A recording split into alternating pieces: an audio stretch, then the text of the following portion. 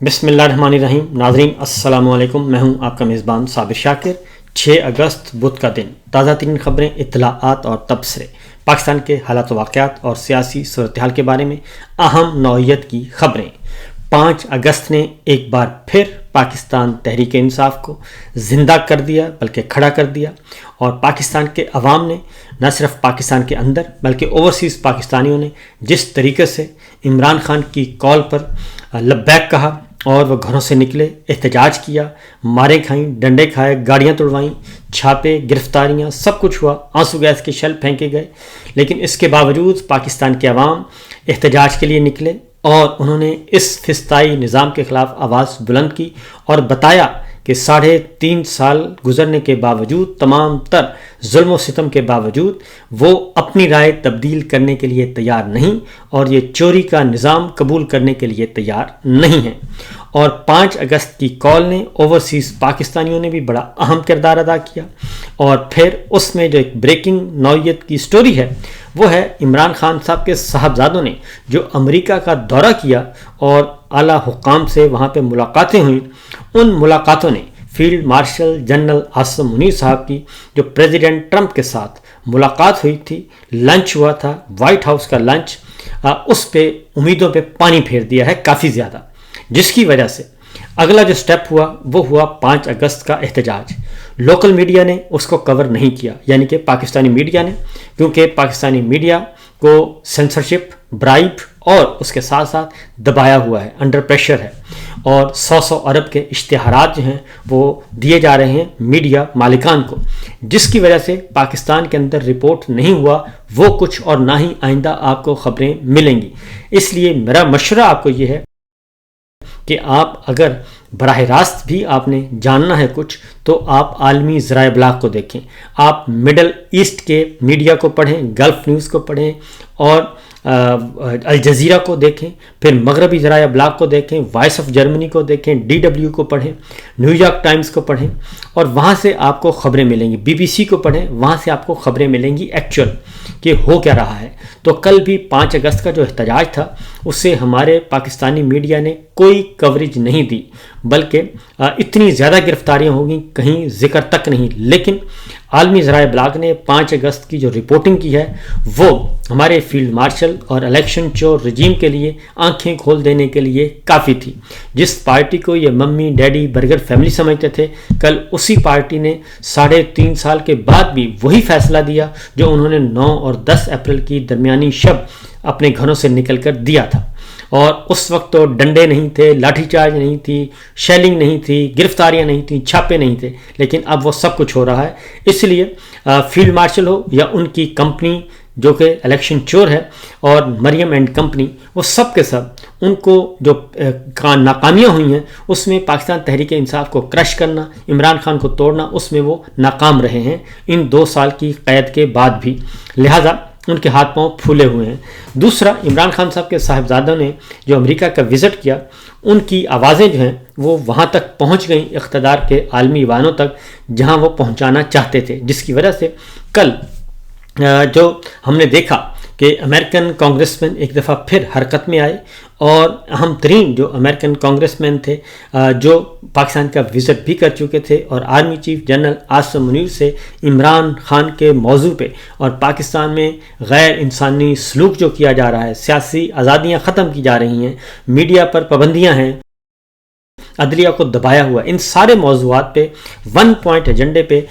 جو امریکن کانگریس مین ہیں، lieutenant general retired Jack برگمین نے، انہوں نے آرمی چیف عاصم منیر سے ملاقات کی تھی، اور اس ملاقات کے بعد انہوں نے رپورٹ سبمٹ کی تھی پریزیڈنٹ انتظامیہ اور ان کی حکومت کو، اور اپنی ریکمنڈیشن بھی دی تھی. ان کے ساتھ کچھ اور سینیٹر بھی تھے. تو اس کے بعد انہوں نے جا کے فری عمران خان کا ٹویٹ بھی کیا تھا، اور انہوں نے بتایا تھا جو کچھ چیزیں سامنے آ گئی تھیں، کچھ چیزیں نہیں سامنے آئی تھیں. انہوں نے بتا دیا تھا کہ پاکستان میں حالات اچھے نہیں ہیں، اور یہ بھی بتایا تھا کہ field marshal general Asim Munir کی قید میں ہیں عمران خان صاحب، اور پاکستان میں کسی قسم کی کوئی سول حکمرانی نہیں ہے.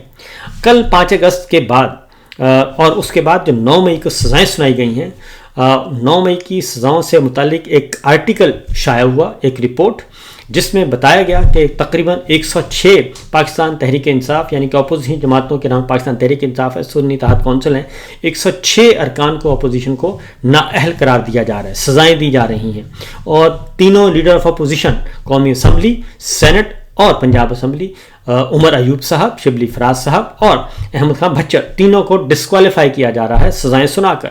تو جیک برگمین نے اس جانب بھی انہوں نے کہا ہے کہ جو کچھ ہو رہا ہے پاکستان میں، تو پریزیڈنٹ ٹرمپ انتظامیہ کو پاکستان کے بارے میں جو وہ انگیجمنٹس ہیں ان کو اثر نو جائزہ لینا چاہیے اور چیزوں کو دیکھنا چاہیے، اور جو کچھ وہاں پہ ہو رہا ہے، انسانی حقوق کی پامالیاں اور سیاسی آزادیاں سلب کی جا رہی ہیں، اس پہ توجہ دینی چاہیے۔ جو کچھ ہو رہا ہے پاکستان میں، جس طریقے سے اپوزیشن کو دبایا جا رہا ہے، وہ جمہوریت نہیں ہے۔ یہ جیک برگمین نے کہا یہ جمہوریت نہیں ہے، یہ کچھ اور ہے۔ تو یہ ساری صورتحال، اور اس کے بعد عمران خان صاحب کے صاحبزادوں کا واپس آنا، ملاقاتیں کر کے، اس کے بعد فوری طور پہ اس کا اثرات ہو۔ پھر زلمے خلیل زاد صاحب نے بھی کل ایک رپورٹ کی ہے، ٹویٹ کی ہے، اور انہوں نے بھی یہ کہا ہے کہ اس موقع سے فائدہ اٹھانا چاہیے،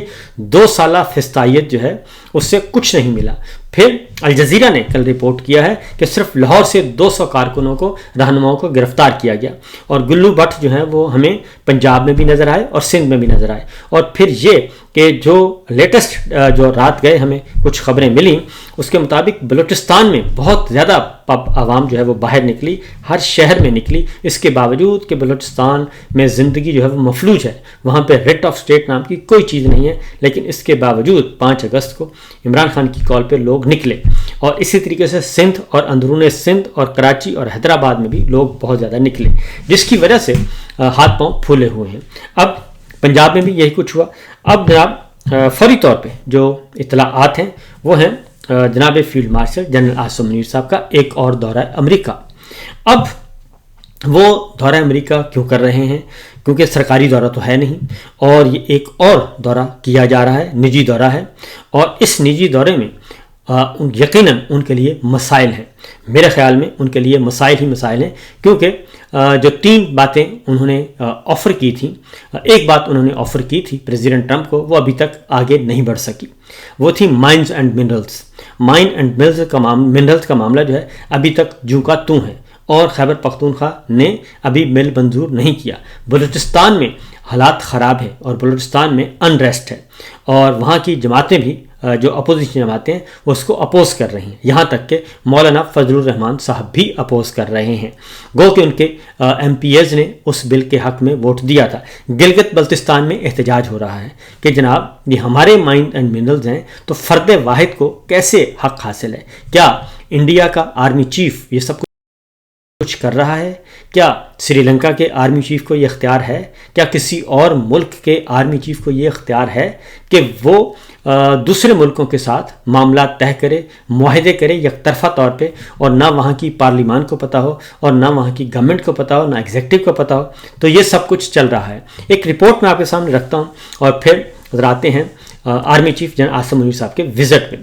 یہ صدر ٹرمپ کے بھارت کے بجائے پاکستان کی طرف غیر معمولی جھکاؤ کی وجہ کیا ہے؟ صدر ٹرمپ نے کیوں فیلڈ مارشل کو وائٹ ہاؤس میں دہرانے کی دعوت دی؟ کیوں جنگ بندی سمیت پاکستان کے ہر معاہدے کا اعلان صدر ٹرمپ کرنے کو ترجیح دے رہے ہیں؟ کیونکہ اس وقت پاکستان کے فیصلے وہ کہاں ہو رہے ہیں؟ واشنگٹن میں ہو رہے ہیں، اور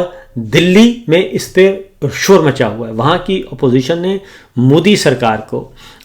بالکل ناکوں چنے چبوائے ہوئے ہیں کہ بھائی دلی کے فیصلے، بھارت کے فیصلے، اور وہ اناؤنس ہو رہے ہیں واشنگٹن سے، کیوں ہو رہے ہیں؟ تو لیکن پاکستان میں مکمل سناٹا ہے، خاموشی ہے، فسطائیت ہے، اور عالمی ذرائع ابلاغ اس پر بہت زیادہ رپورٹس اب کر رہے ہیں کہ آخر یہ معاملہ ماجرا کیا ہے۔ جرمن جریدہ ہے ڈی ڈبلیو، اس نے کی رپورٹ، جرمن جریدہ ہے DW، اس کی رپورٹ کے مطابق چین، ایران اور افغانستان کے ساتھ تعلقات اور مسائل کے پیش نظر امریکہ کے بلوچستان میں گہرے مفادات ہیں، اور DW کی رپورٹ میں ماہرین کی رائے کو بھی شامل کیا گیا ہے، اور کہا گیا ہے کہ واشنگٹن بلوچستان میں اپنی موجودگی قائم کرنے پر توجہ مرکوز کر رہا ہے، اور جو معدنیات سے مالا مال صوبہ ہے، ایران اور افغانستان سے قریب ہونے کی وجہ سے بہت اہم اسٹریٹجک کا حامل ہے۔ اچھا، اس میں اب صرف منرلز کا معاملہ نہیں ہے، بلوچستان ہوں یا ہمارے خیبر پختونخوا کے قبائلی علاقہ جات ہوں جو کہ پاک افغان بارڈر پہ ہیں، یہ صرف منرلز کا مسئلہ نہیں ہے یا نہ ہی مائنز کا۔ اصل میں جو رولا چل رہا ہے جی وہ ہے یہاں پہ اپنے فوجی موجودگی، یہ آپ یوں سمجھیں کہ مائنز اینڈ منرلز کی پردے کے پیچھے فوجی اڈے ہوں گے امریکہ کے، جو بیک وقت ایران پہ بھی نظر رکھیں گے، افغانستان پہ بھی رکھیں گے، اور چائنا سب سے بڑا حریف جو ہے اور چائنا پہ نظر رکھی جائے گی۔ اس لیے یہ ساری صورتحال اس طریقے سے ہو رہی ہے، اور پریزیڈنٹ ٹرمپ اور امریکی انتظامیہ field marshal general Asim Munir صاحب کو پیمپر کر رہی ہے اور شو یہ کر رہی ہے کہ وہ ان کے ساتھ ہیں، لیکن حقیقت ہے کہ کمزور شخص کے ساتھ کوئی بھی نہیں ہوتا اور ہونا بھی نہیں چاہیے۔ اور از خود یہ تو پاکستان کو چاہیے، پاکستان کے جو فیصلہ کن اتھارٹیز ہیں، کیونکہ فرد واحد پاکستان کے فیصلے کرنے کا مجاز نہیں ہے، یہ پاکستان کے تمام اداروں کو چاہیے کہ وہ سر جوڑ کر بیٹھیں اور field marshal general Asim Munir صاحب کو ان اقدامات سے روکیں، بلکہ ان پر قدغنیں لگائیں اور ان کا محاسبہ کریں کہ آخر ماجرا کیا چل رہا ہے۔ اور اس کے ساتھ ساتھ جو رپورٹ میں بتایا گیا ہے جی کہ ایران کے جوہری پروگرام اور خطے میں اس کے اثر و رسوخ کے پیش نظر امریکہ بلوچستان کو ایرانی سرگرمیوں کے لیے ایک نگرانی اور دباؤ کے مقام کے طور پر دیکھتا ہے۔ جو میں نے کہا، اس معاہدے کے اور بھی مقاصد ہیں، کیونکہ واشنگٹن کے بڑے مقاصد چین پر پاکستان کے بڑھتے ہوئے انحصار کو کم کرنا بھی شامل ہے، لیکن عملاً جو ہے وہ امریکہ ابھی تک اس لیول پہ نہیں گیا، بلکہ اس کے قریب بھی نہیں ہے جو چائنا پاکستان کے ساتھ کر چکا ہے عملی طور پر، معاشی میدان میں بھی، معاشرتی میدان میں بھی اور دفاعی معاملات میں بھی۔ چین سی پیک سمیت دوسرے منصوبوں کے ذریعے 65 ارب ڈالر کی سرمایہ کاری کر چکا ہے پاکستان میں، اور اس کے ساتھ ساتھ پاکستان کو اس نے ڈیفالٹ ہونے سے، دیوالیہ ہونے سے بچایا ہے۔ اور پاکستان کے اسٹیٹ بینک میں جو زر مبادلہ ہیں اس کا بہت بڑا حصہ چائنا نے دیا ہوا ہے کمرشل لون کی صورت میں، تاکہ پاکستان کی اکانومی کھڑی رہے۔ تو ان حالات میں یہ جو پاکستان کے امریکہ کے ساتھ معاہدے ہیں وہ چین کے لیے بھی ایک مسابقتی چیلنج کی حیثیت اختیار کر لیں گے۔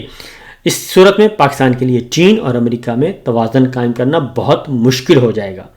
یہ عاصم منیر صاحب کر تو رہے ہیں اپنے ذاتی عہدے، اختیار اور اقتدار کے لیے اور ایک ٹینیور اور لینے کے لیے، لیکن یہ پاکستان کے لیے اور پاکستان کی سلامتی کے لیے بہت مشکل میں ڈال رہے ہیں وہ۔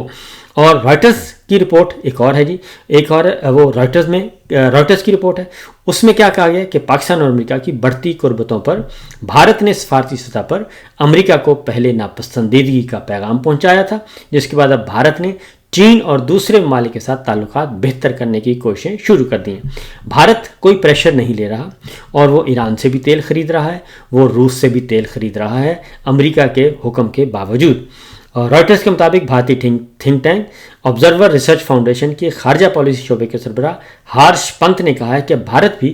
دیگر ممالک کی طرح ٹرمپ سے نمٹنے کے لیے حکمت عملی بنانے کی کوشش کر رہا ہے، اور بھارت اور چین کے درمیان یقینی طور پر رابطے بڑھائے جا رہے ہیں، اور یہ دونوں طرف سے چین بھی بھارت کے ساتھ رابطے بڑھا رہا ہے، کیونکہ چائنا نے متبادل جو ہے وہ اپنے معاملات بھارت کے ساتھ اور بھارت نے چائنا کے ساتھ معاملات ٹھیک کرنا شروع کر دیے ہیں۔ اور اس لیے جو اس رپورٹ میں کہا گیا کہ جی بھارت اور چین کے جو رابطے ہیں، گزشتہ ہفتے بھارتی وزیر خارجہ جے شنکر کے دورہ بیجنگ سے بھی یہ واضح ہو گیا تھا، کیونکہ یہ چین اور 2019 کے بعد جب انہوں نے کشمیر پہ زبردستی قبضہ کرنے کی کوشش کی تو چائنا نے تو اپنا بدلہ لے لیا تھا، اور چائنا نے بہت سارے سرحدی علاقے انڈیا سے واگزار کروائے اور بھارت میں شامل کیے۔ تو ان کے بعد اجیت ڈوول، اور اجیت ڈوول کے بعد بھارتی وزیر خارجہ کا یہ جو وزٹ ہے یہ بہت امپورٹنٹ ہے،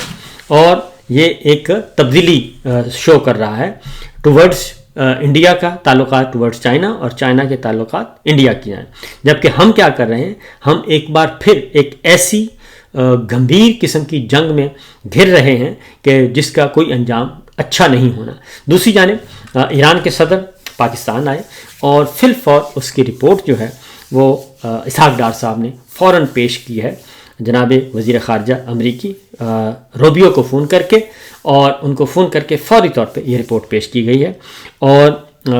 جو امریکن وزیر خارجہ ہیں مارکو روبیو وہ بھی منتظر تھے کہ اور انہوں نے بھی یہ کال لی ہے۔ تو اب جنرل عاصم منیر صاحب